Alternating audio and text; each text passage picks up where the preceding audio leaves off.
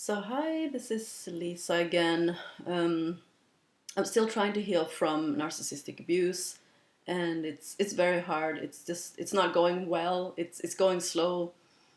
But I do follow the Spartan Life Coach general kind of ideas for how to approach the whole process, and he talks about this one of the things being safety. Like first, you have to just achieve safety, and then you have to learn to deal with the emotional flashbacks. And to do that, you need to have focus on being calm. So being just still and calm, and also taking care of the basics like eating, exercising, sleeping, and so on, and being social and reaching out with other people. But I'm going through this process, and it feels totally hopeless. But again, I think it's my duty to at least keep trying. But I've been thinking about the political situation right now in Sweden, and there's so many similarities to everything that I've been learning about narcissistic abuse. It's going on in a very strong way in the system here right now.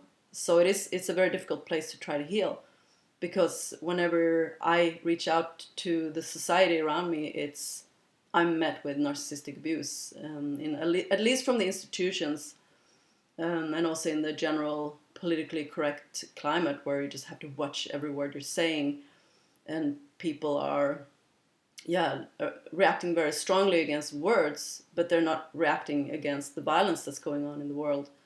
It's definitely like a mass psychosis going on, just like the Spartan Life Coach talks about. And it's very hard because the way that I've learned to cope with individual abusers is no contact, to get away from them, to get them out of my life, for them to not have any power in my life.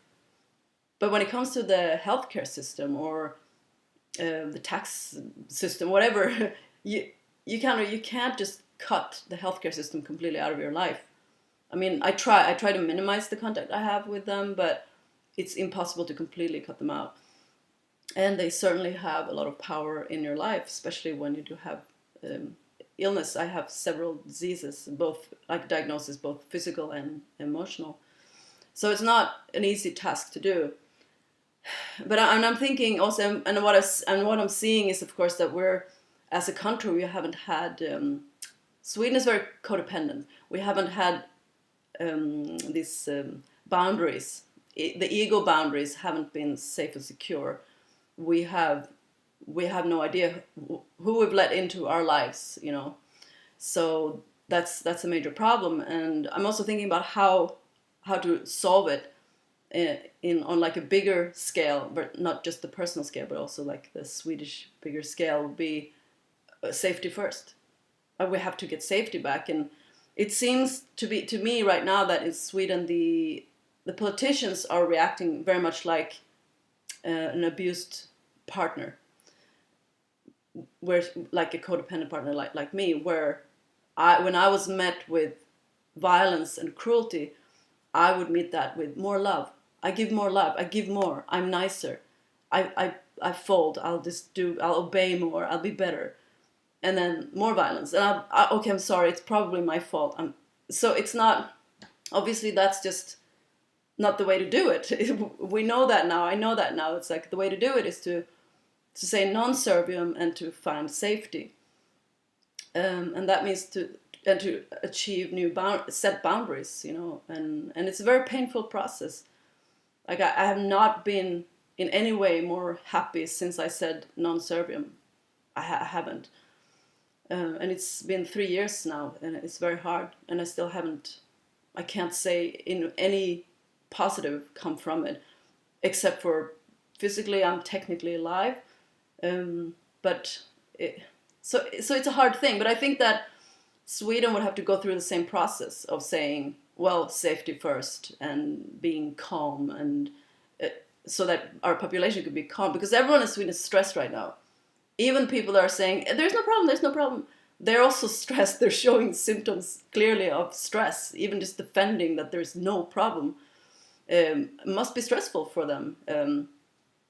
So I think that, I mean, it's just, there's so many forces going on. I mean, even the idea that, oh, the terrible like right wing is taking over. I mean, it's got to be scary to everyone, especially in Sweden, because we haven't had much right wing here before. But also, like, and I don't even adhere to that opinion. It's not what I'm saying, but I can see how that side, the left side, would be very, very stressed from that alone. And I can relate. I can really relate. And just being in complete denial, also just being like, no, there is absolutely no problem. Everything's fine. My boyfriend is totally fine.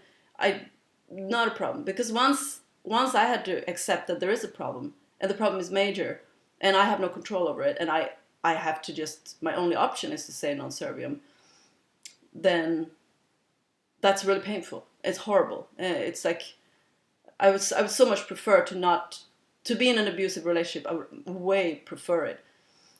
But the only thing, again, that keeps me not going and re-entering another abusive relationship is because I feel strongly that it is my duty to not do so. And in the same way, I feel strongly it's my duty as a Swedish citizen to sort of do what's right, to protect what's right, even though that's really scary and it's really dangerous. And it's, it doesn't come with any immediate benefits. It rather the opposite.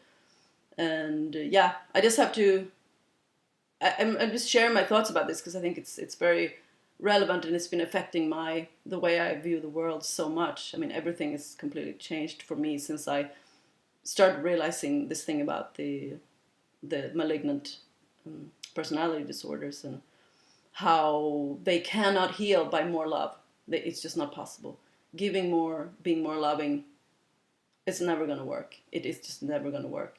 You're just going to kill yourself trying to appease the monster. So yeah, I'm still working on the hypothesis that healing is technically possible, and it seems like the Spartan life coach is successful in his journey, and I guess that's got to be encouraging in some way. I mean, it is encouraging in some way that maybe it's possible. So keep it up, keep non-serviam-ing. Okay, bye.